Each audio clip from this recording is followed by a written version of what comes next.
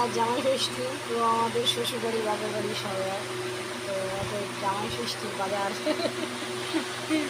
এই যে জামাই ষষ্ঠী জামাই হ্যাঁ পাগলা স্যার দিবে না দিবে না এই বাবা গোপালের দেওয়া হলো না কিনেছি না দিয়ে দিই। তো মা কখন দিয়ে সকালে সকালে দিয়েছে না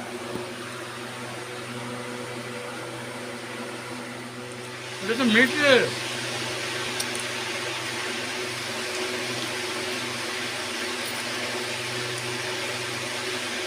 মেটে দিয়েছে